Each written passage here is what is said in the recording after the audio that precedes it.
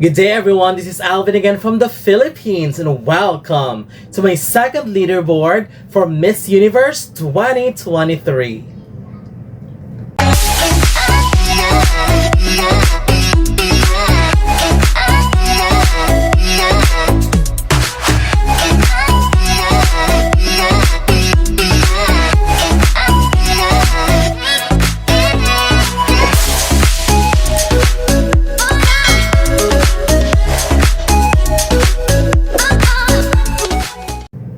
Welcome! So this is my second leaderboard for Miss Universe 2023, but I'm not sure if I would call it my pre-arrival since some of the candidates have already arrived in El Salvador. So probably just my second leaderboard.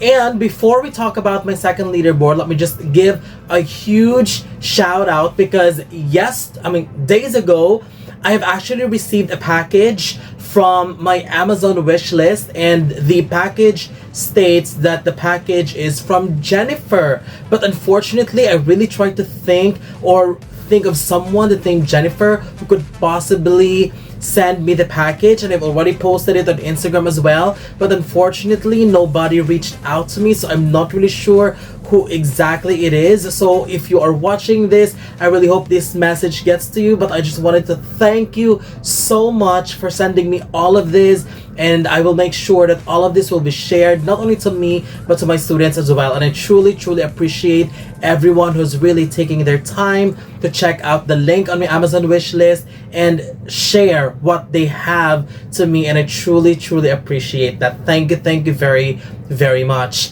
And now let's proceed to my Miss Universe 2023 leaderboard.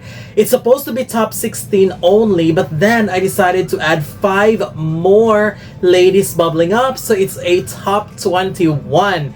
And I'm so excited to share them to you and know your thoughts as well about my list in the comment section. So here are my top 21 for my second leaderboard for Miss Universe 2023. Starting with my number 21, Albania.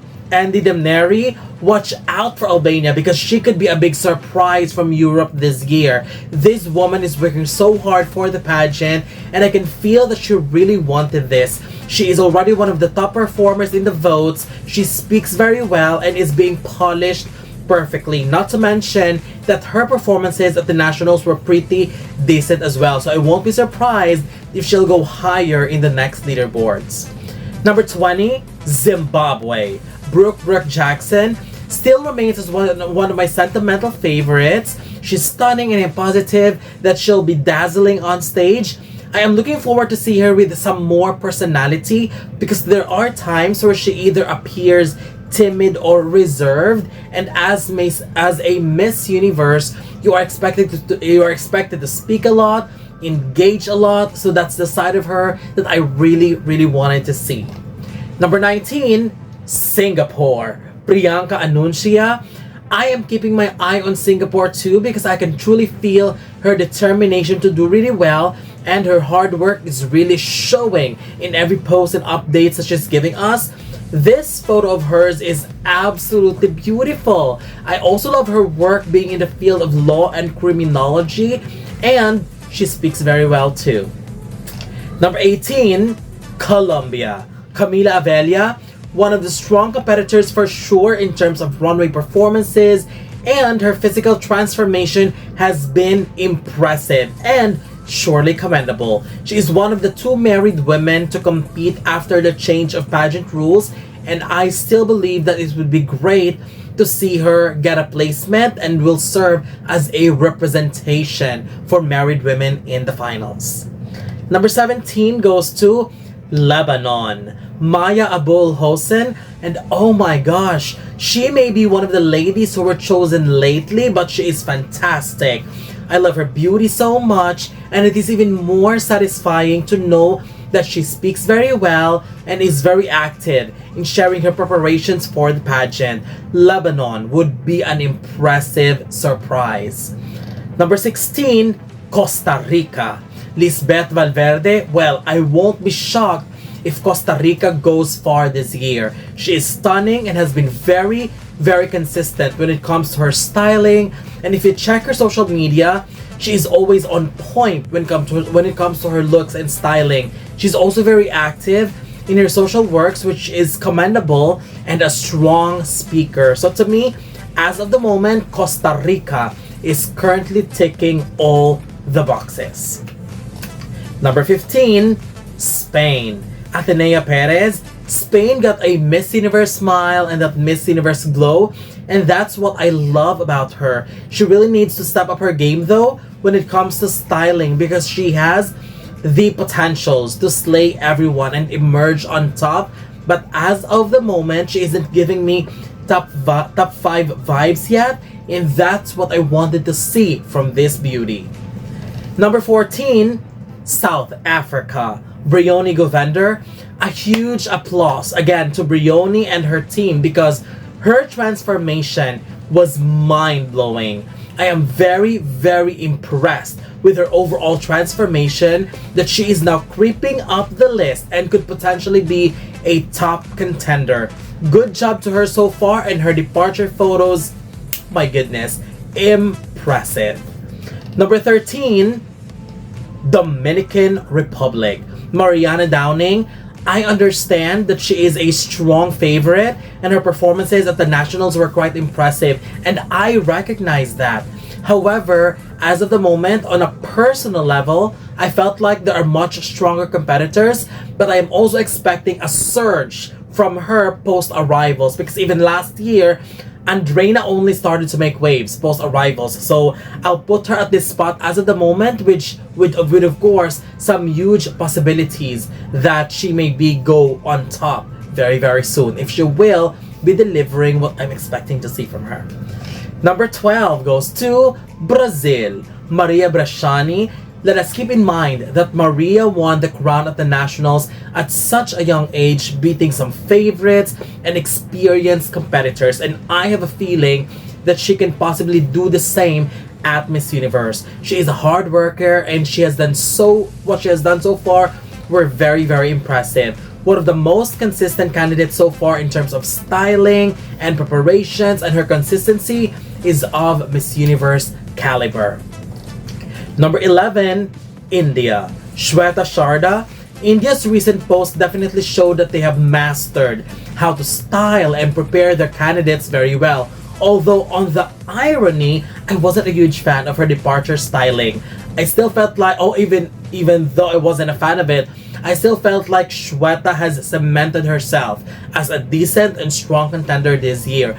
And I still cannot over the fact that some of her photos and videos perfectly resembles Miss Universe 2015 Pia Wurtzbach. And either way, I am looking forward to see how she will play her cards in El Salvador, because I know India will continue their placement, and her performance would determine whether she'll go far or not.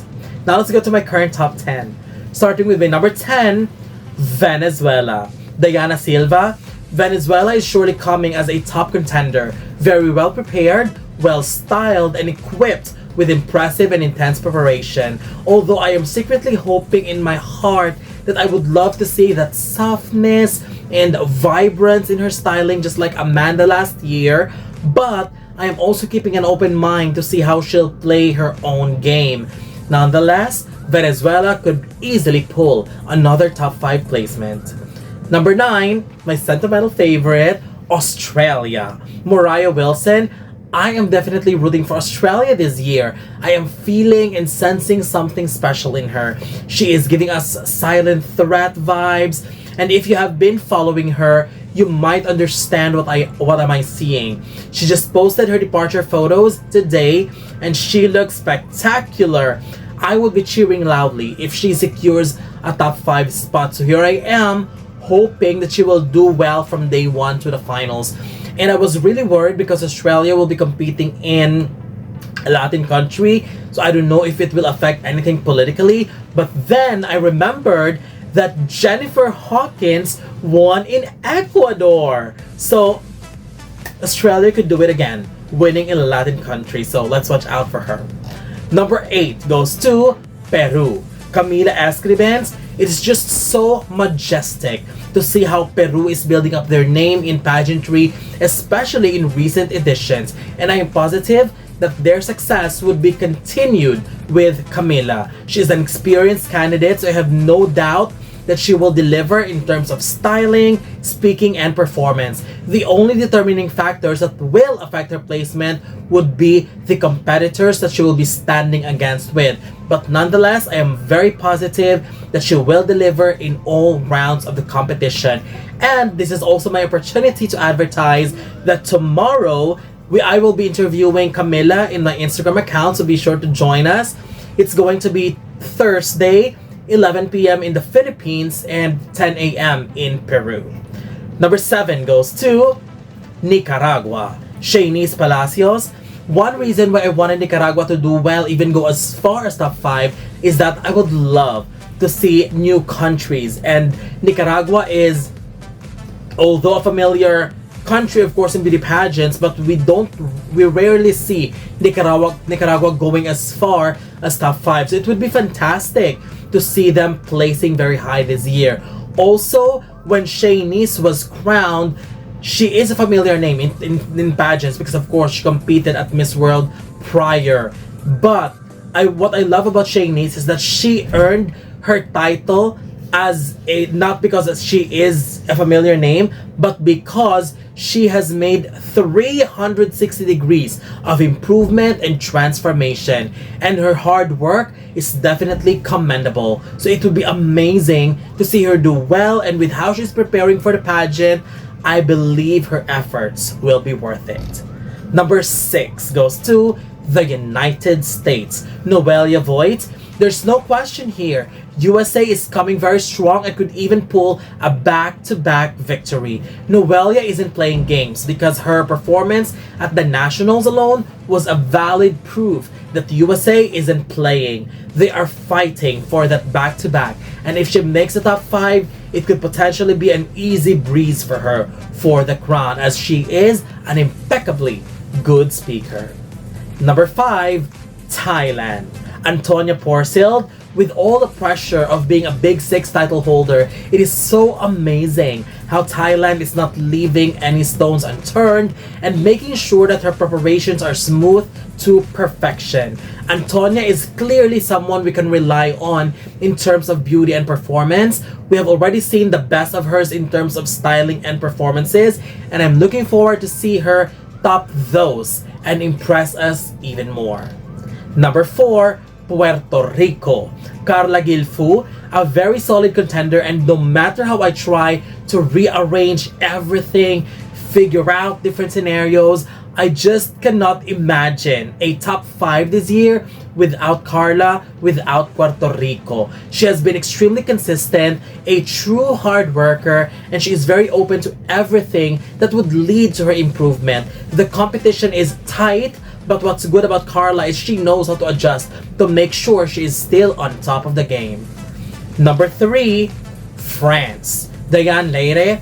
At first, I thought the hype for France are just fluke, but compared to my first leaderboard and after everything that I've seen, everything that I've read about her, I am getting convinced that France might actually take home another crown with Diane. She is the epitome of elegance, beauty, and class. She has that beauty and aura that is on the level of a real Miss Universe. Even her profile at the Miss Universe website was quite impressive. So I cannot wait for her to live up to all the hype and cheers and show us that France could win their 3rd crown with her.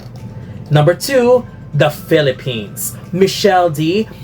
I could be wrong, I could be right, but Michelle is giving me the same adrenaline, the same excitement, and the same vibes when Catriona won the national title and when she competed at Miss Universe. Catriona and Michelle are very different, but what I am trying to say is I have this confidence in Michelle that she is not only going to put the Philippines back in the semifinals, but she will actually fight for the 5th crown.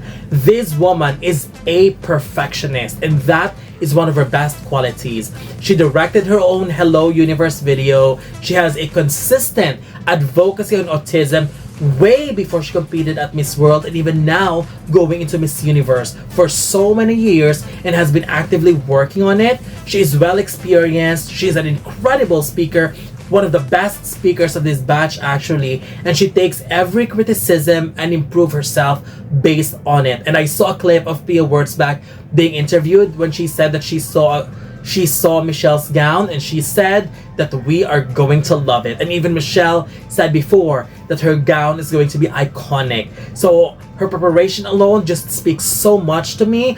I trust her, I love her, and I am confident with her. But as of the moment, for my second leaderboard, my current number 1 goes to Mexico. Melissa Flores. Melissa is one of the candidates that I truly adore when it comes to performance, overall caliber, and her quality as a contender. Her work towards different social activities are just commendable. She is also a speaker, and I am amazed that she also became a TEDx speaker. And what immediately comes to mind was Sofia Aragon vibes in 2019. And I felt like some attention right now are going to the other front runners, that Melissa is not getting the much support and love that she truly deserves. But I'm super confident that Melissa will deliver and will surprise everyone and will emerge on top. She has the consistency that I see in a future Miss Universe. So that's it. This is my second leaderboard for Miss Universe 2023, and I'm looking forward to know your thoughts. This is a very long video, so I wanted to know your thoughts about my ranking, about my list, and whether your favorites made it or not. And most importantly, before I end, thank you very much for keeping the comment section as positive, as constructive, and as active as possible. Thank you very much. So once again, don't forget to leave your comments below. Don't forget to give a thumbs up and share the video as well. And most importantly, don't forget to subscribe, because you'll be seeing more of these videos in the future. For now, thank you very much and have a wonderful day from the Philippines.